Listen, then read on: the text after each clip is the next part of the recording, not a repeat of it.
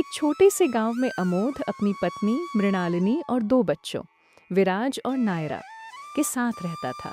परिवार बहुत अमीर नहीं था, लेकिन उनके घर में प्यार की कोई कमी नहीं थी। विराज अपनी छोटी बहन नायरा से बहुत प्यार करता था।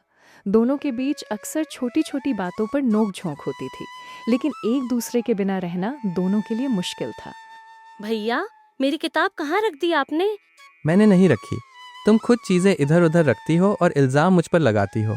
अच्छा, तो मेरी किताब अपने आप आपकी चारपाई के नीचे चली गई? विराज हंसता है और किताब निकाल कर देता है। लो महारानी, मिल गई आपकी किताब। धन्यवाद मेरे सबसे अच्छे भैया। कुछ दिनों बाद रक्षाबंधन आने वाला था।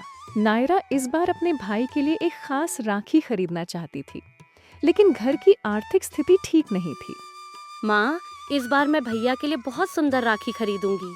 बेटी, जरूर खरीदना, लेकिन बहुत महंगी मत लेना, घर के खर्चे भी हैं। मुझे पता है माँ, मैं अपने गुल्लक के पैसे से खरीद लूंगी। उस गुल्लक में नायरा ने कई महीनों से पैसे जमा किए थे। उसकी सबसे बड़ी इच्छा थी कि वो अपने भाई को रक्षाबंधन पर एक सुंदर घड़ी दे। विराज, अगले महीने तुम्हारी पढ़ाई की फीस भी जमा करनी है। पिताजी, आप चिंता मत कीजिए, मैं काम करके कुछ पैसे जमा कर लूंगा। बेटा, तुम्हें पढ़ाई पर ध्यान देना चाहिए। विराज जानता था कि उसके पिता के लिए उसकी पढ़ाई का खर्च उठाना आसान नहीं था, इसलिए वो सुबह स्कूल जाता और शाम को गांव के बाजार में काम करता। उधर नायरा भी भाई की परेशानी समझती थी। इतने पैसों में तो अच्छी घड़ी नहीं आएगी। वो कुछ देर सोचती है। भैया के पास पढ़ाई के लिए नई किताबें भी नहीं हैं। अगर मैं घड़ी नहीं खरीदूंगी तो क्या हुआ? मैं उनके लिए किताबें खरीद सकती हूँ। नायरा ने अपनी सबसे बड़ी इच्छा छोड़कर भाई की जरूरत को चुना। अगले दिन वो बाजार गई और अपने सारे पैसे खर्च करके विराज के लिए नई किताबें खरीद लाई। विराज घर आता है और मेज पर किताबों का पैकेट देखता है। नायरा, ये किताबें किसकी हैं? आपकी? मेरी? हाँ, रक्षाबंधन पर मैं आपको कुछ देना चाहती थी, लेकिन मुझे लगा कि आपके लिए ये किताबें ज्यादा जरूरी हैं। विराज भावुक हो जाता है। नायरा, तुमने अपने पैसे से ये किताबें खरीदी? हाँ भैया। तुमने अपने लिए कुछ नहीं खरीदा? मुझे क्या चाहिए? मेरा भाई खुश रहे, बस वही काफी है। विराज अपनी बहन को गले लगा लेता है। तुम दुनिया की सबसे अच्छी बहन हो। रात का समय। अमोद खेत से लौटते समय अचानक रास्ते में गिर जाता है, लेकिन रक्षाबंधन से 2 दिन पहले परिवार पर अचानक मुसीबत आ गई। अमोद की तबीयत अचानक खराब हो गई और डॉक्टर ने इलाज के लिए तुरंत पैसे जमा करने को कहा। इतने पैसे हम कहाँ से लाएंगे? माँ, आप चिंता मत करो, मैं कुछ करता हूँ। भैया, हम दोनों मिलकर पिताजी का इलाज करवाएंगे। विराज दिन रात बाजार में काम करता और बोरे उठाता है। विराज ने दिन रात मेहनत शुरू कर दी। वो अपनी पढ़ाई के बाद बाजार में काम करता और जो भी पैसे मिलते पिता के इलाज के लिए जमा करता, लेकिन इलाज का खर्च बहुत ज्यादा था। एक दिन गांव का दुकानदार रुद्रांश विराज को देख रहा था। विराज, तुम पिछले कई दिनों से लगातार काम कर रहे हो, बात क्या है? मेरे पिता बीमार हैं, उनके इलाज के लिए पैसे चाहिए। तुम्हें जितने पैसे चाहिए मैं उधार दे देता हूँ।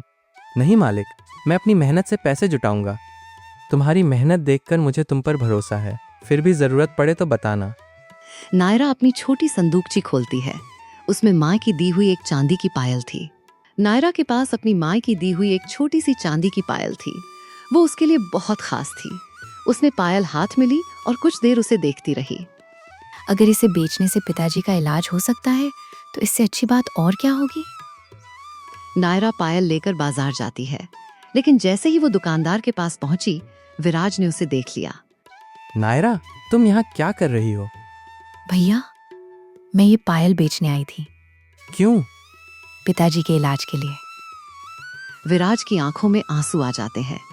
तुमने पहले अपनी घड़ी की इच्छा छोड़ी, फिर अपनी पायल भी बेचने चली आई। भैया, पायल फिर मिल जाएगी, लेकिन पिताजी हमारे लिए सबसे जरूरी हैं। सुबह का सुंदर दृश्य, घर में रक्षाबंधन की तैयारी। अमोद अब थोड़ा स्वस्थ है। इलाज के बाद अमोद की तबीयत धीरे धीरे ठीक होने लगी। आखिर रक्षाबंधन का दिन आ गया। नायरा ने पूजा की थाली सजाई और विराज को सामने बैठाया।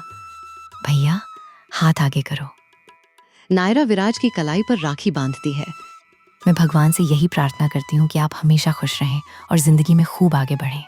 और मैं वादा करता हूँ कि चाहे जिंदगी में कितनी भी मुश्किलें आएं, मैं हमेशा तुम्हारे साथ खड़ा रहूंगा। विराज नायरा को उपहार देता है। ये क्या है? वो पैकेट खोलती है। अंदर वही चांदी की पायल थी। भैया, मेरी पायल! हाँ, मैंने अपनी मेहनत के पैसों से इसे वापस खरीदा है, लेकिन इसकी क्या जरूरत थी? क्योंकि मेरी बहन की खुशी से ज्यादा कीमती मेरे लिए कुछ नहीं। पूरा परिवार एक साथ बैठा हुआ था। अमोद और मृणालिनी मुस्कुरा रहे थे। लिल, आज मुझे समझ आया कि हमारा परिवार गरीब नहीं है। हमारे पास दुनिया का सबसे बड़ा धन है, एक दूसरे का प्यार। सच कहा। उस दिन विराज और नायरा ने एक दूसरे को सिर्फ राखी और उपहार नहीं दिए, बल्कि जिंदगी भर साथ निभाने का वादा किया। विराज और नायरा का रिश्ता बचपन से ही बहुत खास था। जब नायरा बहुत छोटी थी, तब वो हर समय अपने भाई के पीछे पीछे घूमती थी। रात में विराज छत पर बैठकर आसमान देख रहा है। भैया, आप इतनी रात को यहाँ अकेले क्यों बैठे हैं? नींद नहीं आ रही थी। कोई परेशानी है? मैं चाहता हूँ कि एक दिन अपना बड़ा घर बनाऊं, पिताजी को खेत में इतनी मेहनत न करनी पड़े और तुम्हें किसी चीज के लिए सोचना न पड़े। मुझे बड़ा घर नहीं चाहिए भैया, मुझे बस ऐसा घर चाहिए जहाँ हम सब हमेशा साथ रहें। तुम हमेशा इतनी बड़ी बड़ी बातें कैसे करती हो? क्योंकि मैं आपकी बहन हूँ। नायरा घर सजाती है, फूलों की माला लगाती है और पूजा की थाली तैयार करती है। रक्षाबंधन के दिन नायरा सुबह से ही तैयारियों में लग गई थी। उसने अपने हाथों से मिठाई बनाई और घर को फूलों से सजाया। लेकिन उसके मन में एक छोटी सी चिंता थी। वो सोच रही थी कि इस बार भाई को क्या उपहार देगी। मेरे पास पैसे नहीं हैं, लेकिन मैं भैया को ऐसा उपहार जरूर दूंगी जिसे वो हमेशा याद रखें। उसने एक कागज लिया और उस पर अपने हाथों से कुछ लिखा। पूजा के बाद नायरा एक छोटा लिफाफा विराज को देती है। भैया, ये आपके लिए है, इसमें क्या है? खोल कर देखिए। विराज लिफाफा खोलता है। अंदर एक छोटा सा पत्र है। पत्र में लिखा था, मेरे प्यारे भैया, आपने बचपन से मेरी हर छोटी बड़ी इच्छा पूरी की है। जब मैं डरती थी, आपने मेरा हाथ पकड़ा। जब मैं रोती थी, आपने मुझे हंसाया। आज मेरे पास आपको देने के लिए ज़्यादा कुछ नहीं है, इसलिए मैं आपको अपना वादा देती हूँ कि ज़िंदगी में चाहे कितनी भी मुश्किलें आएं, मैं हमेशा आपका साथ दूंगी। ये मेरे जीवन का सबसे कीमती उपहार है। पूरा परिवार साथ बैठकर मिठाई खाता है। आज मेरे दोनों बच्चे मुझे बहुत खुश कर रहे हैं। बच्चों, याद रखना, पैसा कम या ज़्यादा हो सकता है, लेकिन परिवार का साथ कभी मत छोड़ना। पिताजी, हम हमेशा साथ रहेंगे। और हर साल इसी तरह रक्षाबंधन मनाएंगे।